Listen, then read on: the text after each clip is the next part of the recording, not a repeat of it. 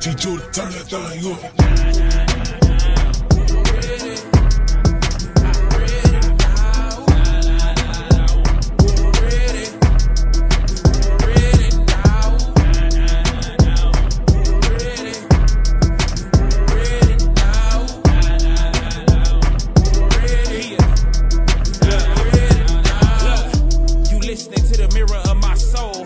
To this mirror and see gold. Not cause you arrogant, but more like cause you chose. Israel born grade 8. Even if we ain't make the honor roll. Oh. Now let's read chapter 3, 1 through 6. The book of 2 Maccabees, chapter 3 and verse 1. Now we're going to find out what initiated it. What happened? How did we even get took over by the Greeks? Read. Now, remember, we already read about Jason a little bit. We was told about him. I'll say that. Read. Now, when the holy city was inhabited with all peace, and the laws were kept very well, because of the ungodliness of Onias the high priest. So, because of the godliness, not the ungodliness. I apologize, sir. Because of the godliness of Onias the high priest. So, when Onias the high priest was in charge, we lived in peace and everybody kept the laws of God. We were living great. Things was good. Read. And his hatred of wickedness. It came to pass that even the kings themselves did honor the place. Even the kings themselves, the kings of the other nations did honor this place, Jerusalem. They honored us. We was living in peace, and Onias was the high priest, and he hated wickedness. And even the other nations honored that thing. Read. And magnified the temple with their best gifts. And so they magnified the temple with their best gifts.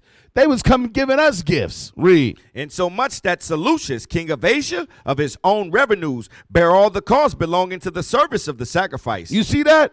Seleucus used to pay for our sacrifices. They used to, the other nations like, oh, you guys got to do your yearly sacrifice? Oh, here you go. Read. But one Simon of the tribe of Benjamin. But Simon from the tribe of Benjamin. Low down, dirty Benjamin. Read. Who was made governor of the temple, fell out with the high priest about disorder in the city. He got mad. Fell out with Onias. Read. Fell out with the high priest about disorder in the city. And when he could not overcome Onias, he gat him to Apollonius, the son of Thracius, who then was governor of Cilicia and Phineas. Soon as he couldn't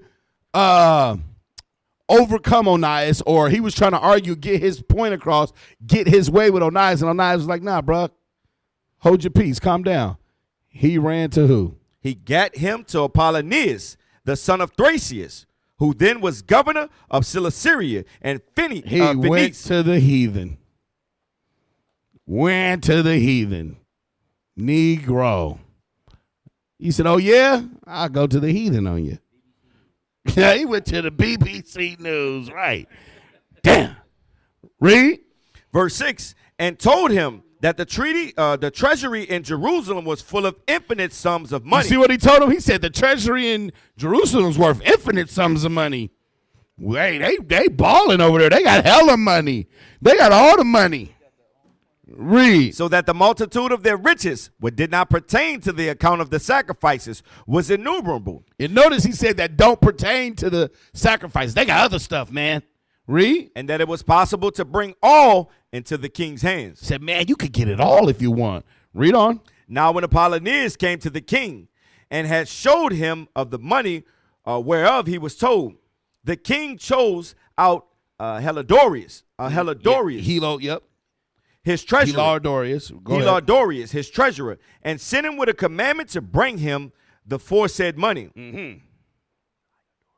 So forthwith Helidorius took his journey under a color of visiting the cities of Cilicia and Phineas, but indeed to fulfill the king's purpose. Right. So he came in on his journey, and he's coming to visit the cities, but he's only there to do what the king told him to do. They thought they could come get some money. Read. And when he was come to Jerusalem and had been courteously received of the high priest of the city. So Onias was like, hey, what's happening, man? Remember, everything was good. They was coming always to give to Onias. So he received him. Read. Of the high priest of the city. He told him what intelligence was given of the money and declared wherefore he came and asked if these things were so indeed. Then the high priest told him that there was there was such money laid up for the relief of widows and fatherless children. So what was that? What the law told us to do. We have money put aside for the widows and the fatherless children. That's what the law told us to do. Read. And that some of it belonged to Hyrcanus. And then some of it belonged to Hyrcanus. Read. Son of Tobias, a man of great dignity, and not as that wicked Simon had misinformed. He said, but not what Simon's talking about. That brother's wicked. He's lying. Read. The sum whereof in all was 400 talents of silver and 200 of gold. Now you got to understand something. How was he able to give the exact amount right then? We must had records. We must had a treasury. We knew exactly what was going on. We had supreme order. Read. And that it was altogether impossible that such wrongs should be done unto them that had committed it to the holiness of the place and to the majesty of inviolable sanctity of the temple, honored over all the world. Read. But Heliodorus, because of the king's commandment given him, said that in any wise it must be bought into the king's treasury. It said, hey, I'm here to do a job, man. All I know is I'm here to take it. That's it. Hold that. We're going to come back. Go to 1 Maccabees chapter 1. We're going to read 16 through 32 real quick, so you can understand this is the history that it speaks of. Because a lot of times we read 1 Maccabees, then we jump over to 2 Maccabees and don't realize it's talking about the exact same thing. So I'm going to show you the precept for you so you can see what it's talking about. Start at 16. The book of 1 Maccabees chapter 1 and verse 16. Now when the kingdom was established before Antiochus, he thought to reign over Egypt, that he might have the dominion of 2 realms. Read. Wherefore he entered into Egypt with a great multitude, with chariots and elephants and horsemen and a great navy, and made war against Ptolemy, king of Egypt. But Ptolemy was afraid of him and fled, and many were wounded to death. Hold that. Go to 2 Maccabees 5:11. We're going to just touch this now instead of coming back to it later. 2 Maccabees 5:11. So we're going to touch him dealing with Ptolemy. The book of 2 Maccabees chapter 5 and verse 11. Now when this that was done came to the king's ear, he thought that Judea had revolted, whereupon removing out of Egypt in a furious mind, he took the city by force of arms. Right, because that's when he was coming up out of Egypt. Because remember, it said that he went into Egypt. All right? So you see now, if you go read 2 Maccabees 5, now you know where that history is going to start at. Read verse 1. The book of 2 Maccabees chapter 5 and verse 1. About the same time, Antiochus prepared his second voyage into Egypt. Right, so now you see, and this was his second time. Because the first time he didn't get nowhere. He had to come back.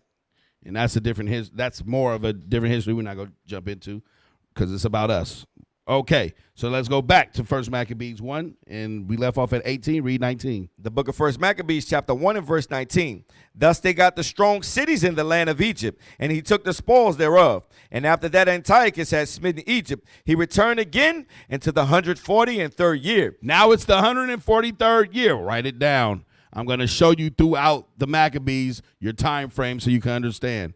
Because I know a lot of us don't even realize these different years are in here. 143rd year, read. And went up against Israel and Jerusalem with a great multitude, and entered proudly into the sanctuary, and took away. Now we read 2 Maccabees 5 why he did it, because he thought we were revolting, which we were, but read on. And took away the golden altar, and the candlestick of light, and all the vessels thereof, and the tabernacle of the shewbread, and the pouring vessels, and the vials, and the censers of gold, and the veil, and the crowns, and the golden ornaments that were before the temple, all which he pulled off. He took also the silver and the gold, and the precious vessels. Also he took the hidden treasures which he found. And when he had taken all away, he went into his own land, having made a great massacre, and spoken very proudly. He spoke very proudly. Read on. Verse 25. Therefore there was great mourning in Israel, in every place where they were, so that the princes and elders mourned. The virgins and young men were made feeble, and the beauty of women was changed. Every bridegroom took up lamentation, and she that sat in the marriage chamber was in heaviness. The land also was moved for the inhabitants thereof, and all the house of Jacob was covered with confusion. And after 2 years fully expired, the king set his chief collector of tribute unto the cities of Judah. You see that? It said he sent his chief collector of tribute to the cities of Judah. Who was that? Heliodorus. Read. who came unto Jerusalem with a great multitude, and spake peaceable words unto them. But all was deceit. Ah, see that? When he was being received peaceably, he was speaking peaceable words. But it was all deceit. Read. For when they had given him credence, he fell suddenly They upon don't change. They don't change. Read. He fell suddenly upon the city, and smote it very sore, and destroyed much people of Israel. And when he had taken the spoils of the city, he set it on fire, and pulled down the houses and walls thereof on every side. Now, let's not forget how this happened. Simon from the tribe of Benjamin. That's how this started. Don't forget that. We was living great. All nations respected us. Simon went to these men because he fell out with Onias. Read. Verse 32, but the women and children took they captive, and possessed the cattle. Okay, right there. We're going to stop there. Let's go back to 2 Maccabees 3.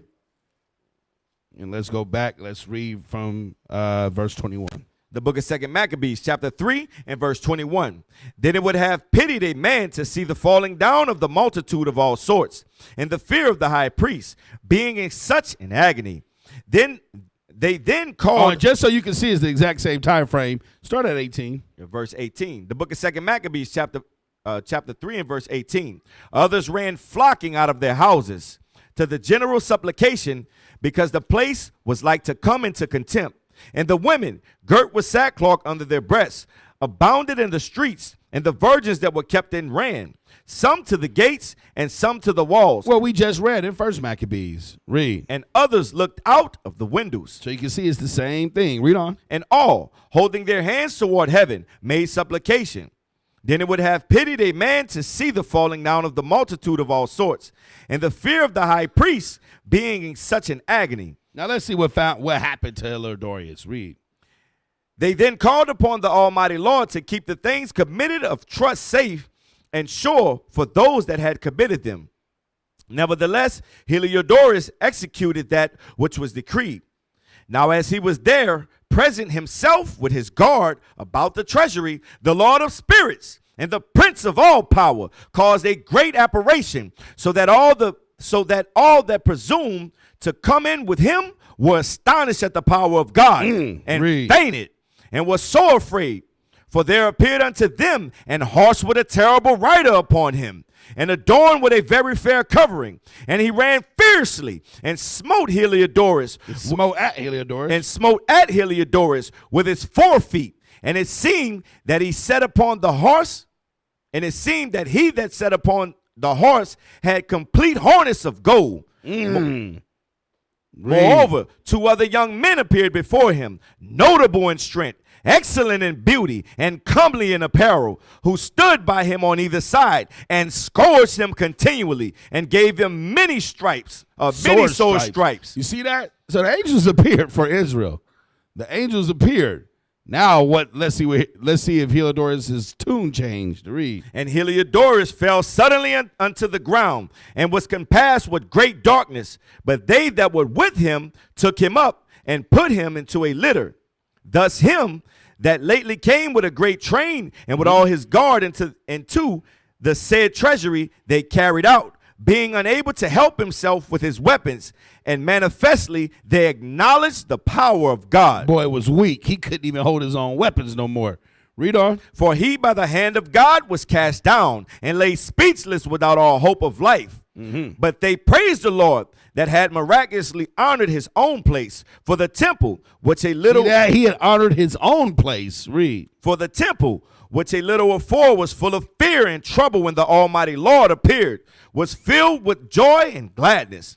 Then straightway certain of Heliodorus' friends prayed Onias that he would call upon the Most High to grant him his life, who lay ready to give up the ghost. So now some of Heliodorus' friends said, Onias, please tell God don't kill him. Read.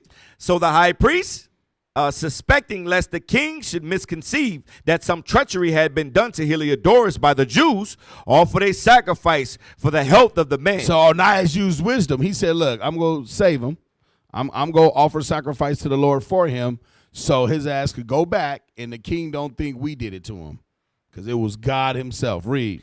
Now as the high priest was making an atonement, the same young men in the same clothing appeared and stood beside Heliodorus, The angels came back when Onias was making an atonement for him, read. saying, Give Onias the high priest great thanks, and so much as for his sake the Lord had granted thee life. You know that had to have been scary.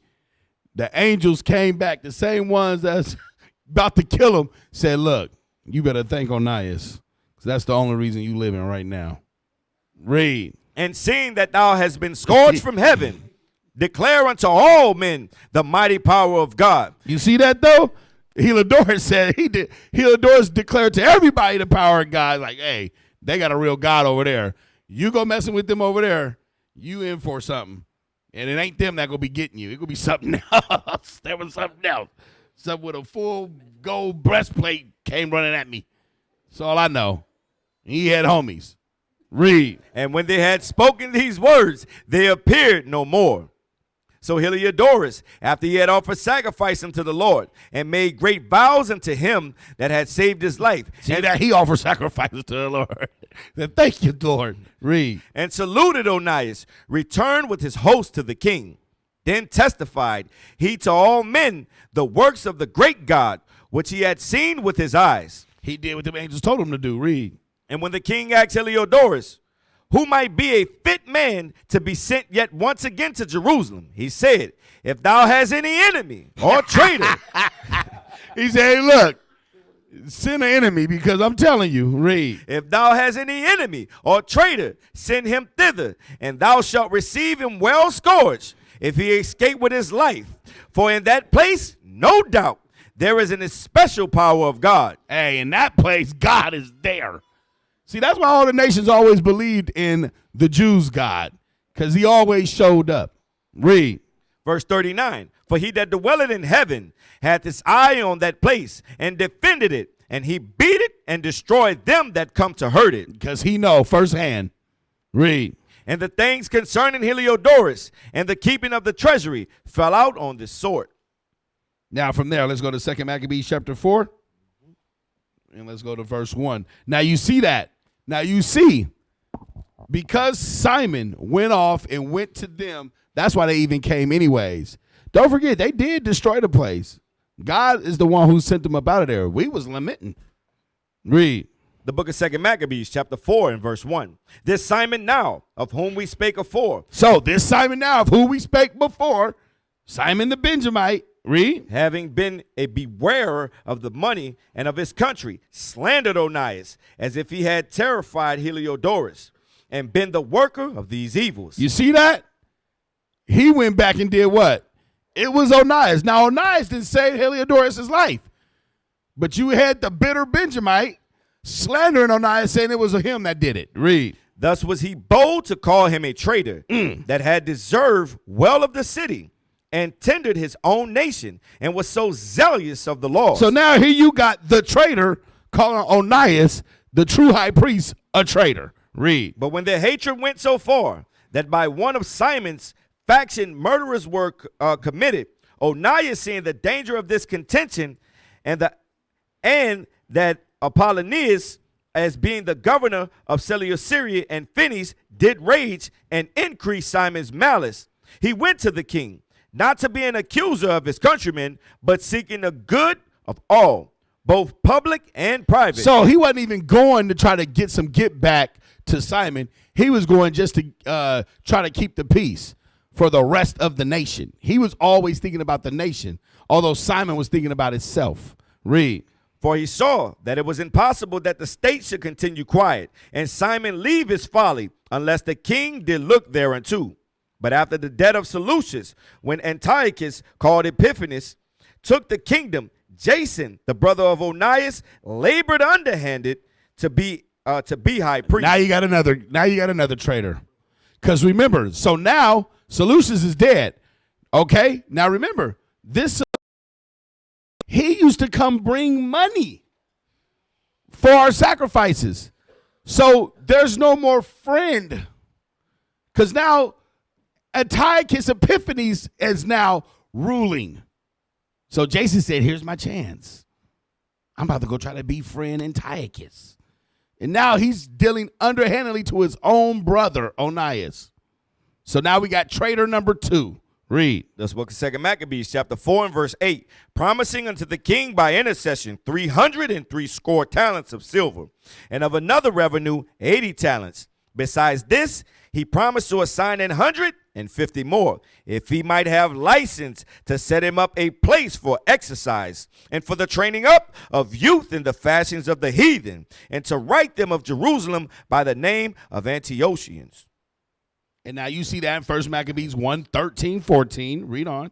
Verse 10, which when the king had granted, and he had gotten into his hand the rule, he forthwith brought his own nation to the Greekish fashion. Mm-hmm.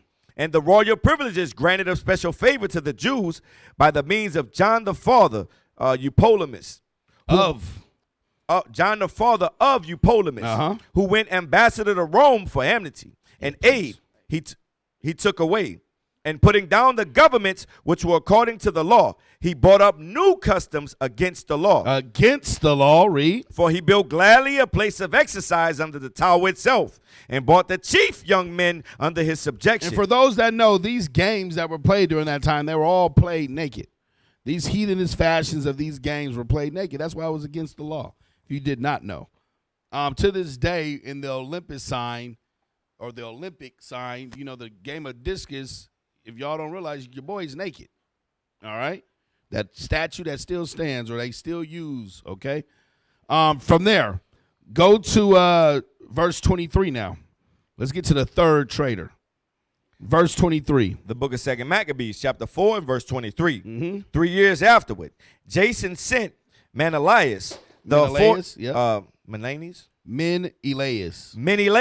the aforesaid Simon's brother, to bear. So now, this is Simon's brother, the aforesaid Simon's brother. So now, this is another Benjamite. Read. To bear the money unto the king, and to put him to put him in mind of certain necessary matters. But he being brought to the presence of the king, when he had magnified him for the glorious appearance of his power, got the priesthood to himself, offering more than Jason by 300 talents of silver. Verse 25. Oh, now he dealt underhandedly against Jason. Read. Verse 25. So he came with the king's mandate, bringing nothing worthy the high priesthood, but having the fury of a cruel tyrant and the rage of a savage beast. And Jason, who had undermined his own brother, being undermined by another, was compelled to flee into the country of the Ammonites. So Menelaus got the principality, but as for the money that he promised unto the king, he took no good order for it, albeit Sostratus, the ruler of the castle, required it. Okay, so now we got 3 traitors. This is how this went down. Okay? Because guess what? At first, all the nations respected us. It took one of our own to go run to them, for them to think that they could come in and do something. Say, oh, there's some division between them. We might could get something. Now, of course, God had to show up, but it wasn't before they had already ruined us. But this is how it happened. It didn't happen just out the blue. Traitors among us is how it happened. Understand that. So from there, we're going to go to, actually, read this real quick. Read verse 32 through 34 real fast. The book of 2 Maccabees, chapter 4 and verse 32. Because what will happen is, I'm going to show you something real fast, especially if any of you decide later on to read Antiquities of the Jews. Also pull up Antiquities of the Jews, book 12, chapter 5. I'm going to show you something real quick. So read that, verse 32 to 34. Now Menelaus, supposing that he had gotten a convenient time, stole certain vessels of gold out of the temple and gave some of them to Andronicus, and some he sold unto Tyrus and the cities round about. Read. Which when Onias knew of his surety, he reproved him and withdrew himself into a sanctuary at Daphne, that liveth by Antioch. That lieth by Antioch, right? Antioch. Wherefore Menelaus, taking Andronicus apart, prayed him to get Onias into his hands. Okay, it said, wherefore Menelaus, taking Andronicus apart, prayed him to get Onias into his hands. So Onias is rebuking Menelaus. Menelaus is asking for someone else to go get Onias. Like, man, get his butt, right? The reason why I wanted to bring that out to show that these are two different people, because again, some of you might want to do some little researching. You might go into Antiquities of the Jews. You might go into Book 12 and see chapter 5, and you will think this. Let's get that. So we're going to see it's talking about the same time, but one thing, don't be confused by this. So this is what we would call a bone. It goes against the scripture. Where we at? All right, read that. About this time, upon the death of Onias the high priest, they gave the high priesthood to Jesus his brother. For that son which Onias left. So Jesus his brother, we know that's Jason, right? Read. Or Onias the fourth was yet but an infant. And in its proper place, we will inform the reader of all the circumstances that befell this child.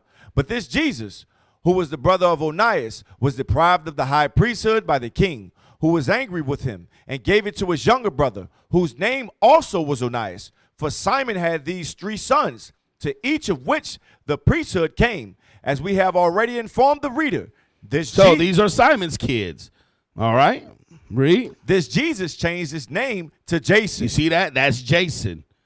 Jason underhanded against Onias. These were Simon's kids. Read. But Onias was I'm called. talking about Maccabees at this point. Read. But Onias was called Menelaus. You see what it said there? It said Onias was called Menelaus. No. We just read in 2 Maccabees chapter 4, Menelaus and Onias are 2 different people. That's right. Okay, so don't be confused by that. All right? We'll go with what the scriptures say. All right? Read on. We're going to read this anyway. Actually, just leave that alone, especially for time's sake. We might not go back here. So if you guys do decide to research and you see this and you read this and realize, oh, that goes with 2 Maccabees 4, understand that when it says Onias was called Menelaus, that's incorrect, okay? 2 different men. Menelaus was the traitor, not Onias. Onias didn't turn into Menelaus and then become a traitor, all right? So now, because that's what it'll have you to think. Okay, now let's go back. The book of 2 Maccabees, chapter 4, and verse 34.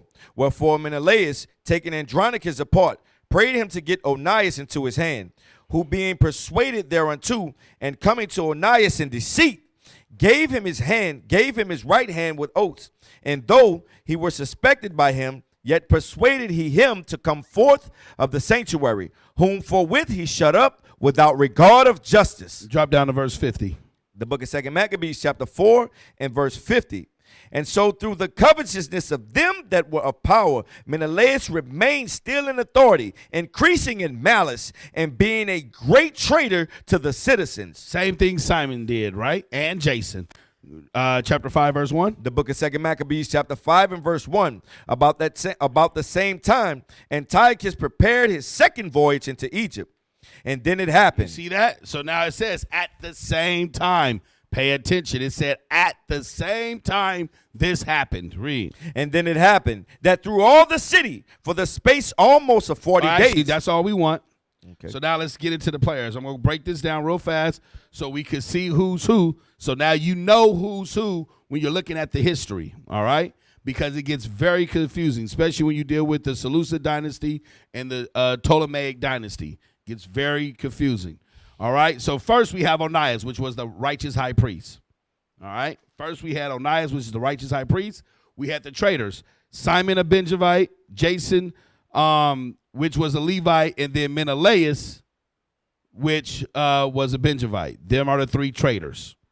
All right, then now you have Alexander the Greek, or they call him the Great, right? This Alexander was the first over Greece. You read that in 1 Maccabees 1. I pray all of you have read that by now. 1 Maccabees 1. All right? Who have means not, right? that he reigned in his stead, the first over Greece. So when you hear about the Dark Ages, it was the Dark Ages all the way until now. This was the first red man that ever had real power. Before then, it was the Dark Ages. It was all dark men that had always had rule. That's why they love Alexander to this day in their history. He's the first one who's given us any type of power. And as you could see, they've held it ever since. All right. All right. So this Alexander the Greek, the first that reigned over Greece. It says he's the son of Philip the Macedonian. Go to Esther chapter 16, verse 10.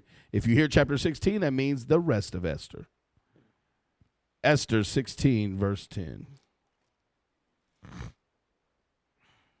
Said Philip the Macedonian. The book of Esther. Let's see why we call Alexander the Greek. Read. The rest of Esther, chapter 16 and verse 10. For Amon, a Macedonian. So Amon, a Macedonian, he's also known as Haman in Esther and the Canticles. Read. The son of Amadatha, being indeed a stranger from the Persian blood. It said he's not a Persian. He's a stranger from the Persian blood. Read. And for distant from our goodness, and as a stranger received of us. Right. He's a stranger. It said Amon, a Macedonian, the son of Amadatha, the son of Amad or Amadatha. So let's get that. So it's the Macedonian come from Amadatha. Go to 1 Samuel 15:20.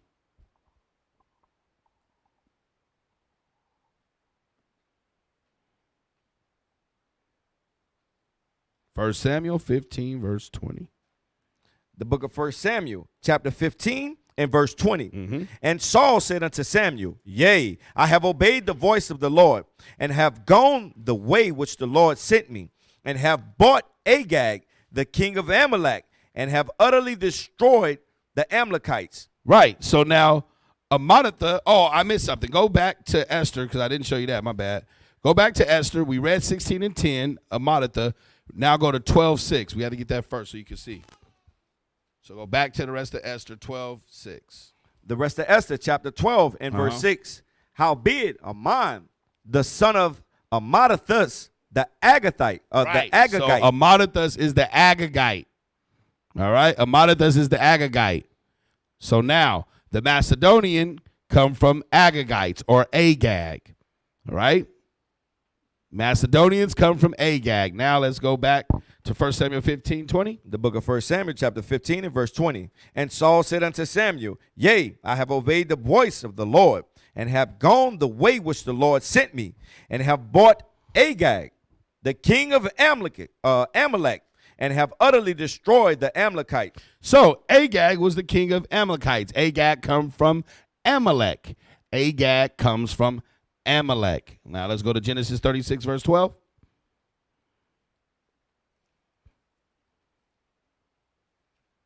Genesis 36, verse 12. The book of Genesis, chapter 36 and verse 12.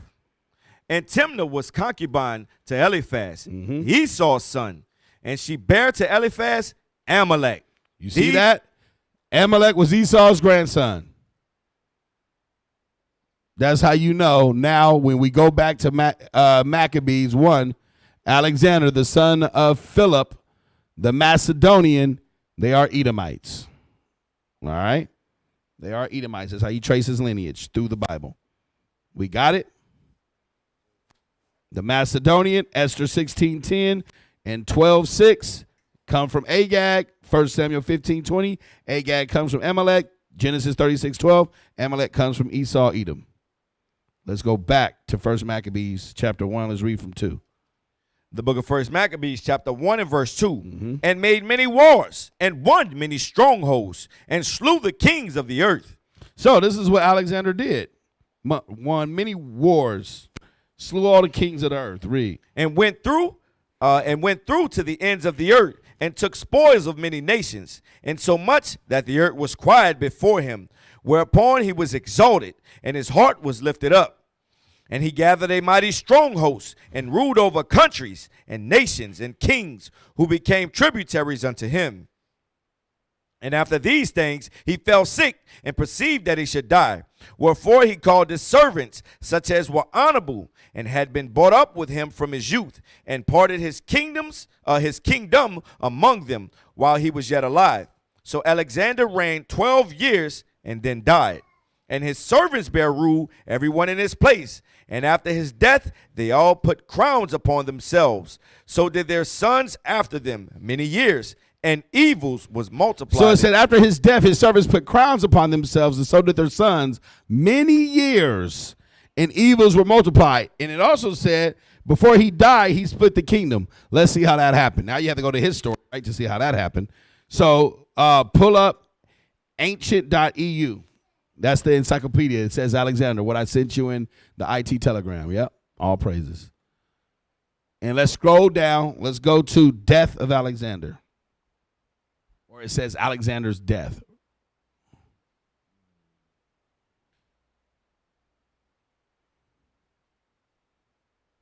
Coming up.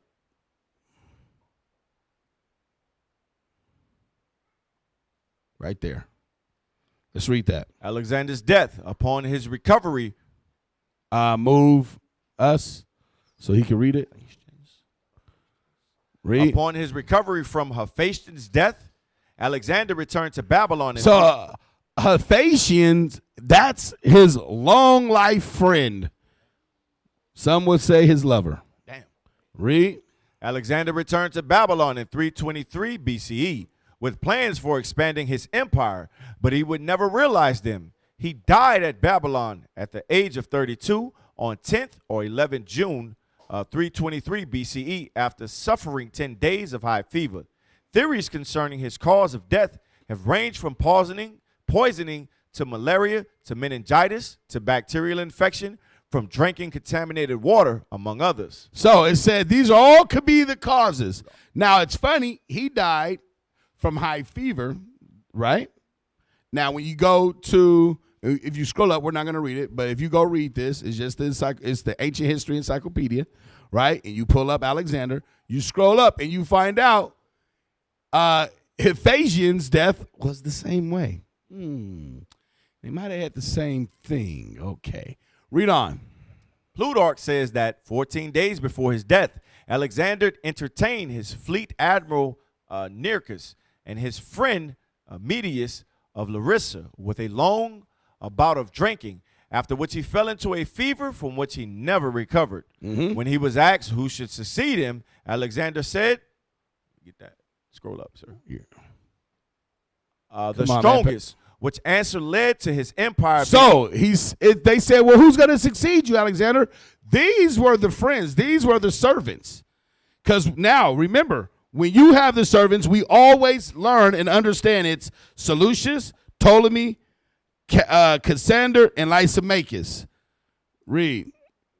The strongest. He said the strongest is going to take over.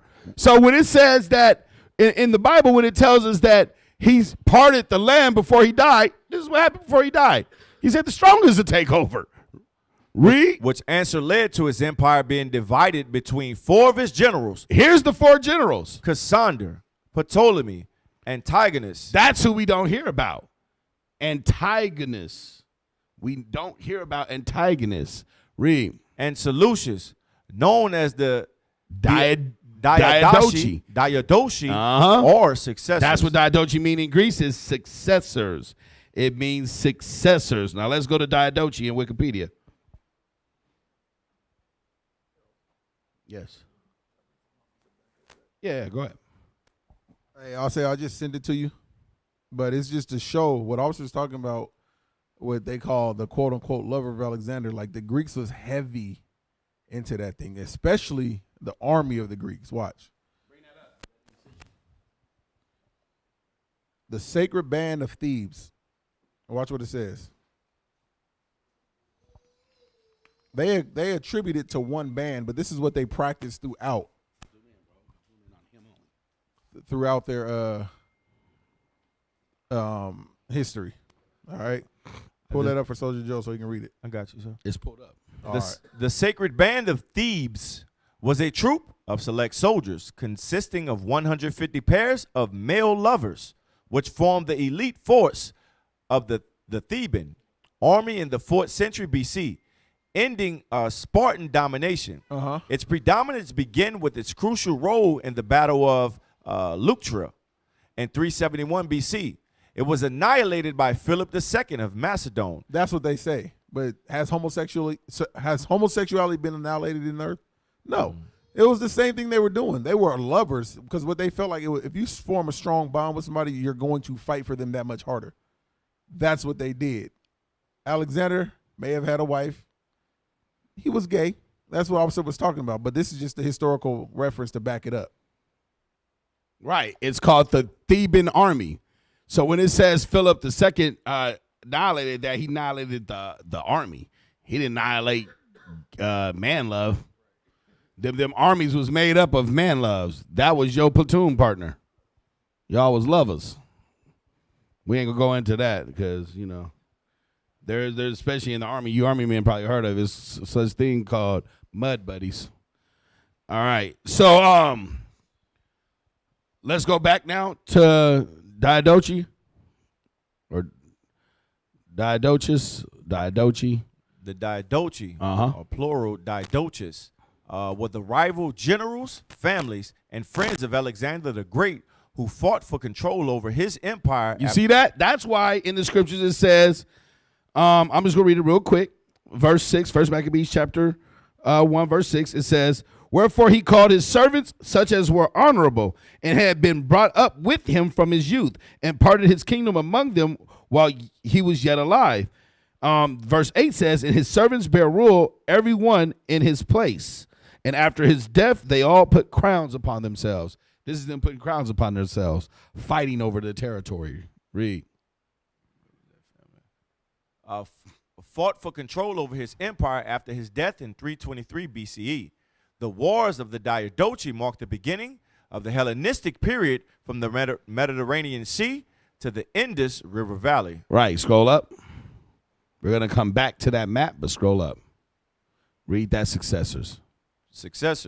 An army on campaign changes its leadership at any level frequently for replacement of casualties and distribution of talent to the current operations. So that's what it is. And that's what they did. Scroll up. Go up. We go read Antipater. Antipater was an advisor to King Philip II, Alexander's father. A role he continued under Alexander. He was Alexander's advisor. Antipater, read. When Alexander left Macedon to conquer Persia in 334 BCE, Antipater was named regent of Macedon and general of Greece in Alexander's absence. In 323 BCE, Craterus was ordered by Alexander to march his veterans back to Macedon. Now remember, we read in Antiquities of the Jews, that was Philip. That was Philip who was left. Okay, read. To march his veterans back to Macedon and assume Antipater's position, while Antipater was to march to Persia with fresh troops.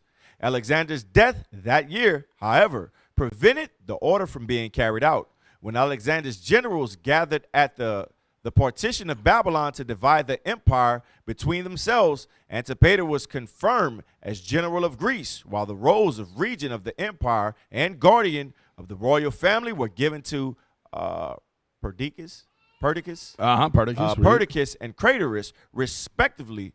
Together, the three men formed the top ruling group of the empire. So now it said at the partition of Babylon. Go back up now.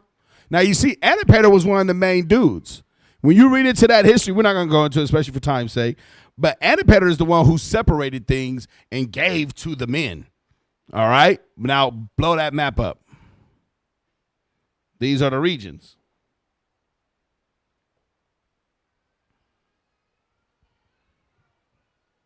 Read it. Now we got to look at the map too. I mean the treasury too. The little treasure. Make that so he can see that. See the colors. What are we doing? Oh, we're blowing it up. You got to move to IUIC or scroll up real quick. Just read that off, Isaiah, so we can see the colors and the names.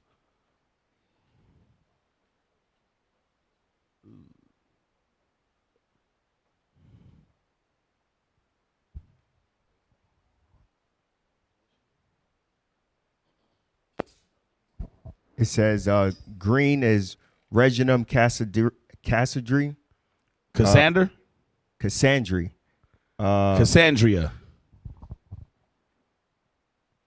So that little bit of green, what's that? Cassandri. Okay, go ahead. Brown is Reginum of Lysimachus. So that's the region of Lysimachus, which was Thrace, right? Right around up in there. Yep. Read. Purple, Reginum of Ptolemy. The purple was Ptolemy. He had Egypt and all the surrounding area. Yellow, Reginum of Seleuci. Seleucus. So now you can understand, because Seleucus had Syria and all that, Syria and all that. So now you can understand why once these wars was over, especially now what you'll find out, it's called the dang, I didn't write this down, forget. It's the sixth Syrian, there it is, Sixth Syrian War, right? That's basically like the end of the Diadochi Wars, right? The Sixth Syrian War. And this is the outcome of it, right? That's why now when you go into the history, you really only be hearing about who? The Ptolemaic dynasty and the Seleucus dynasty. Because those were the major ones that end up battling and fighting for control of everything else. Cassander had a little bit. Lysimachus had a little bit. Okay? So now you guys see that. Diadochi, his longtime comrade, Cassander, would order the execution of Alexander's wife, Roxana. That's what you was asking about, officer, right there. So you see that? Cassander, he was a cold one. Because Cassander is Antipater, who we read about. Cassander is Antipater's son. He ordered the death of Alexander's wife and who? Alexander's son by her. So the wife, Roxana, and Alexander's son, he killed them so he could be on top. He got passed over by his dad, Antipater. Antipater chose someone else to rule. Cassander was like, nah, that's how Cassander became one of the 4 generals that we always keep account of. Remember, that's how Cassander got Macedonia. That's how he got it. Okay? He was never one of the 4, though, as you see. Or he never was one of the main dudes that was supposed to get anything. All right, read on. And Alexander's mother, Olympias, to consolidate his power. Killed them all. The mama, the wife, the son. Read. To consolidate his power as the new king of Macedonia. You see that? To consolidate his power, the new king of Macedonia. Read. A title he would later lose to Antigonus. Antigonus. Antigonus, yes. Or Antigonus. Antigonus. So that's one of the ones, remember, that we read in his death. In Alexander's death, he had Antigonus there. So like, dang, why was he there? Read. Antigonus the first and his heirs. Ptolemy the first is said to have stolen Alexander's corpse as it was en route to Macedon and spirited it away to Egypt in hope of securing the prophecy that the land in which it was laid to rest would be prosperous and unconquerable. So Cleopatra again. Cleopatra the 7th is the famous Cleopatra. Seleucus founded Seleucus Empire, comprising Mesopotamia, Anatolia, and parts of India. And he'll be the last one remaining out of the Diadochi Wars for the 40 years of the wars and their heirs. He became known as Seleucus Nicator, or Seleucus the First Nicator. All right? It says what? The unconquered said none of Alexander's generals possessed his natural intelligence, understanding, or military genius, but even so would found dynasties which, with exception, ruled their respective regions until the coming of Rome. So they all ruled until Rome took them all out. All right? So that's all we wanted out of that. All right? So now let's go back. So from there, so now we're about to go over those players real quick just so you can know. So Cassander, Antipater's son, he had Macedonian or Macedonia. Ptolemy the first was Soter. Ptolemy was Soter, S-O-T-E-R. Ptolemy the first, Soter. He had Egypt. Antigonus, he had Pergia and Pamphylia, P-Y-R-Y-G-I-A, and Pamphylia, P-A-M-P-H-Y-L-I-A. That's what Antigonus had. Perga and Pamphylia. Seleucus the first, Nicator, had Syria. Seleucus the first, Nicator, had Syria. Lysimachus had Thrace, or Thrace. Lysimachus had Thrace. So now real quick, click on Antigonus real quick in the encyclopedia. Click on Antigonus. Because I had told you something, so I want you to see it, and then we're going to move on. Go to Alexander's death. Scroll up. Click that one. There we go. Go down. Cassandra right there. Mm-hmm.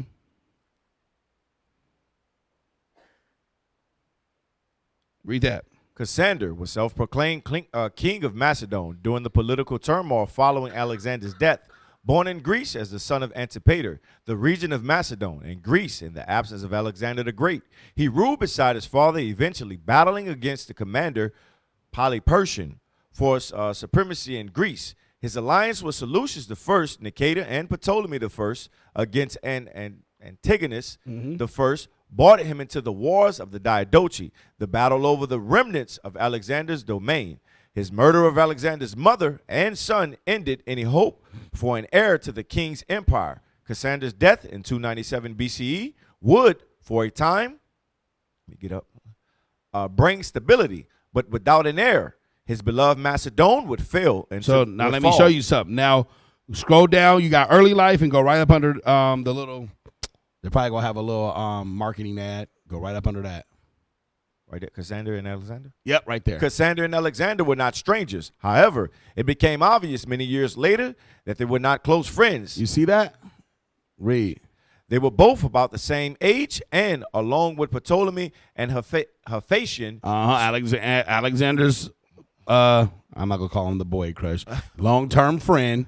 Read. Students of the great Athenian philosopher Aristotle.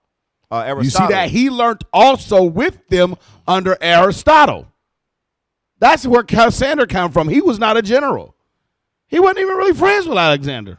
Read. Now the year was 323 BCE, and as Cassander stood before his king, intending to make a valiant plea on his father's behalf, he witnessed several Persians prostrating themselves before Alexander, an old Persian custom called we don't need the rest. I just wanted to show us that because a lot of times, again, we think they're all generals. Cassander was not. He just grew up with Alexander as well because they all got tutelage under Aristotle. All right? So I want you guys to understand that. That's how they knew each other. All right? Cassander was Antipater's son. Antipater was who again? Who remembers? No one. Antipater was the advisor to Philip II, Alexander's father, who also remained the advisor to Alexander. Okay, it's a lot. We go hurry up. It's getting late. All right, let's go back. So we got Cassander, Antipater's son, Ptolemy I, Soter, Antigonus, Seleucus, Lysimachus. All right, 1 Maccabees 1, verse 10. The book of 1 Maccabees, chapter 1 and verse 10. And there came out of them a wicked root, Antiochus, surnamed Epiphanes, son of Antiochus the king. So now, who did Antiochus Epiphanes come out of? Who did Antiochus Epiphanes? It said it came out of them a wicked root. Antiochus, surnamed Epiphanes, son of Antiochus the king. Read on, finish that. Who had been in hostage at Rome, and he reigned in the 137th year of the kingdom of the Greeks. Okay, who did Antiochus come out of?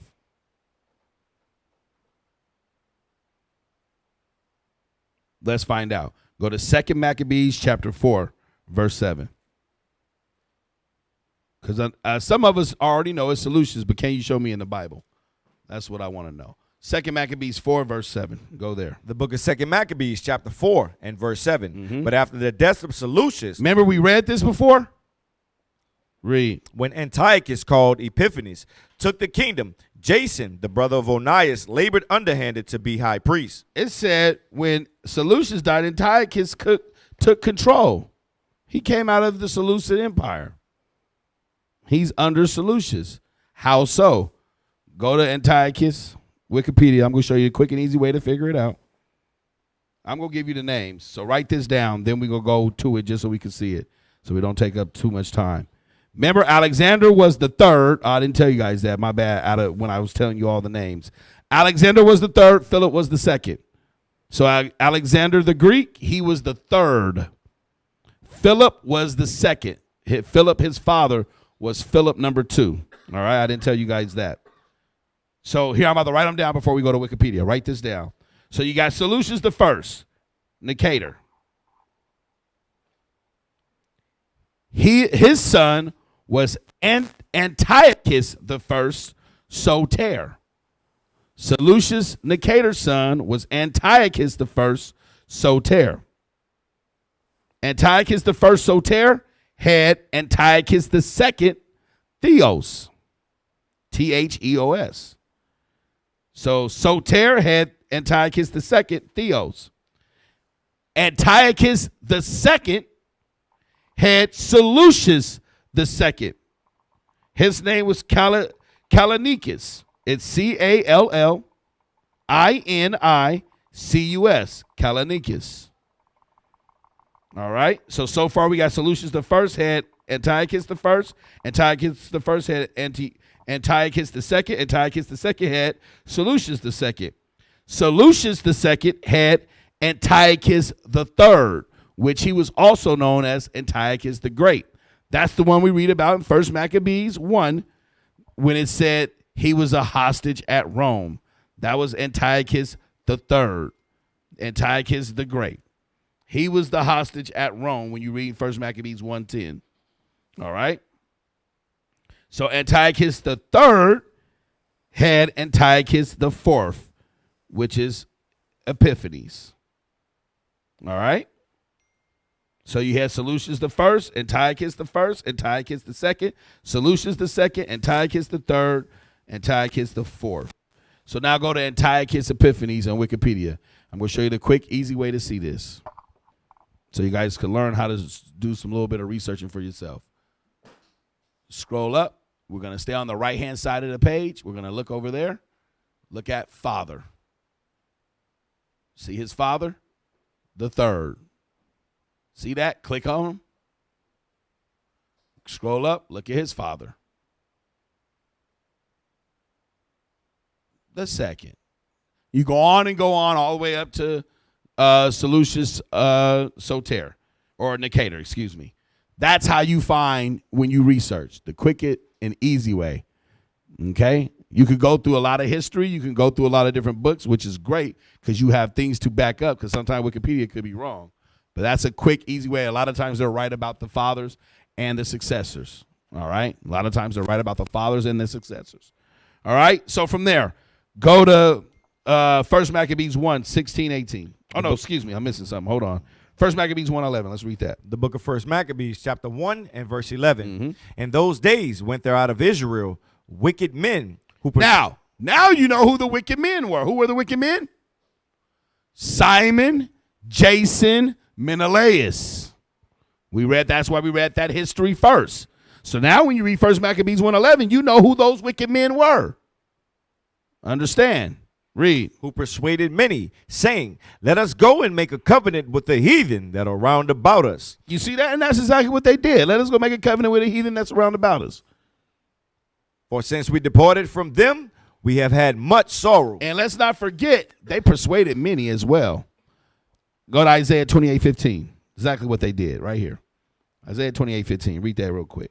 The book of Isaiah, chapter 28 and verse 15. Because ye have said, we have made a covenant with death and with hell, or we at agreement. You see that? That's exactly what they did. 2 Maccabees 4. Let's remember where it's at. We should have it already written down. 2 Maccabees 4:1. Read that. The book of 2 Maccabees, chapter 4 and verse 1. This Simon now, of whom we spake afore, having been a beware of the money and of his country, slandered Onias, as if he had terrified Heliodorus, and been the worker of these evils. Verse 1? 2 Maccabees 4:1. Mm-hmm. That's it. Workers of evil. Verse 7. Verse 7.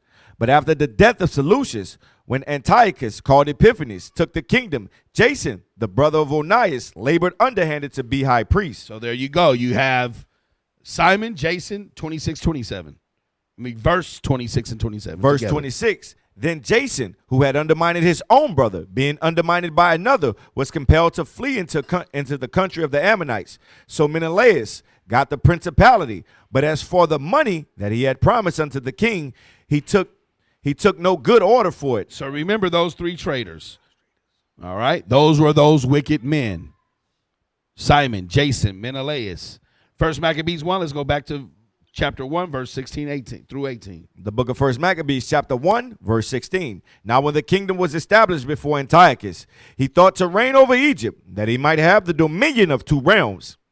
Wherefore you said 16 and 18, sir? 16 through 18. Read. Yes, sir. Wherefore he entered into Egypt with a great multitude, with chariots and elephants and horsemen and a great navy, and made war against Ptolemy, king of Egypt. But Ptolemy was afraid of him and fled, and many were wounded to death. So now, which Ptolemy was this? That's the next thing we want to find out. This is how you know your history. Which men did it to us? Which men played the parts? Which Ptolemy was this? Because remember, this is his second time going in. Was this Ptolemy Soter, the one that first got it, that founded the Ptolemaic Empire? No, because we're talking about Epiphanes, right? Seleucus were with Ptolemy Soter, all right? So how can we find that out? Remember when I told you about the 6th Syrian War? First place you can go. You can go to 6th Syrian War, Wikipedia, find it out. We have some of these books you can find. 6th Syrian War. That's what that was. That was the 6th Syrian War. Go to 2nd Maccabees chapter 4, verse 19 through 21. But we're going to let the scriptures tell us. The book of 2nd Maccabees, chapter 4 and verse 19. This ungracious Jason sent special messengers from Jerusalem, who were Antiochians, to carry 300 drachms of silver to the sacrifice of Hercules, which even the bearers thereof thought fit not to bestow upon those who don't know what the sacrifice of Hercules is. That's the Olympics. If you didn't know, that's the Olympics. It tells you previously they did it every 5th year at this time instead of every 4 years. That's the Olympics. Read. To bestow upon the sacrifice, because it was not convenient, but to be reserved for other charges. This money then, in regard of the sender, was appointed to Hercules' sacrifice, but because of the bearers thereof, it was employed to the making of galleys. Now when Apollonius, the son of Menestius, was sent into Egypt, the coronation of King Ptolemy Philometor. Oh, look, it tells you. Ptolemaeus Philometor. You see that? The Bible don't miss nothing. You just got to find it. That's how you know which Ptolemy it was. Ptolemy Philometor. Read. Philometor, Antiochus, understanding him not to be well affected to his affairs. Antiochus knew, this dude, we at war right now. Like, he don't like me, I don't like him. Mind you, they're all Greeks. It's just that Philometor has Egypt. Antiochus got Syria. They're all Greeks, though. Same nation. Read. Provided for his own safety, whereupon he came to Joppa, and from thence to Jerusalem, where he was honorably received of Jason and of the city, and was brought in with torchlight. Oh, that was it. That's all we wanted. So from there, go to 2 Maccabees 10. We're going to read 10 through 13. 2 Maccabees 10, 10 through 13. Let's tie some things together. The book of 2 Maccabees, chapter 10. And actually start at 9 for me. Verse 9. And this was the end of Antiochus, called Epiphanes. This was the end. Remember when we read that before? We're going to end with this too because I love it. This was the end of his ass. But read on. Now will we declare the acts of Antiochus Eupator. Now we're talking about Epiphanes' son, Eupator. Read. Who was the son of this wicked man, gathering briefly the calamities of the war. Remember we read in Antiquities of the Jews, Lysias is the one who gave him that name, Eupator. Lysias called him Eupator. Read. So when he was come to the crown, he set one Lysias over the affairs of his realm. So you wonder why he set Lysias over the affairs of his realm. Because that's who brought him up. After when his daddy went over to Persia, he got left with Lysias. Read. And appointed him chief governor of Cilicia and Phoenice for Ptolemais that was called Macron, choosing rather to do justice unto the Jews for the wrong that had been done unto them. So now Macron, Ptolemy as well, he wanted to do justice to the Jews. Read. Endeavored to continue peace with them, whereupon being accused of the king's friends before Eupator, and called traitor at every word, because he had left Cyprus, that Philometor had committed unto him, and departed to Antiochus Epiphanes, and seeing that he was in no honorable place, he was so discouraged that he poisoned himself and died. Damn. Because he wanted to help the Jews, so he said, well, no one likes me because I want to help them. I'll just kill myself. He was like, boy, your daddy, Philopator, he was already scared. Now you going to help them? Remember, they're all Greeks, don't forget. They was fighting each other to try to have power. Same thing they do today, don't they? Now it's just in the corporate world. They step on each other. Yeah, I guess it's still the land too, though, of course. It's still the land. Same thing. Still the same thing. But you see, the Bible's letting you know. Again, he said Philometor. That's who it was that Antiochus Epiphanes ran up out of Egypt. Philometor, right? Now, when you go look it up, Philometor is the 6th. Ptolemy the 6th. Ptolemy the 6th. You know, you got to put that P there, Ptolemy. Ptolemy the 6th. That's Philometor. Used to scream black power while Heron was pushed. But at the end of the day, nothing's in vain. IUIC has been given a vision. The tents of Judah has risen. Many has attempted the mission. Minor murmuring, omitting, and missing the mark. Just reading that he had the flame of fire in his eyes gave us the spark. We on Paul's mission. We out on the road, purple and gold. From Mexico, Cuba, Haiti, Ghana, Sierra Leone. 144,000 boots banging, concrete crackling. These are our men repented at heart. The scriptures is proof. IUIC, we deliver the truth.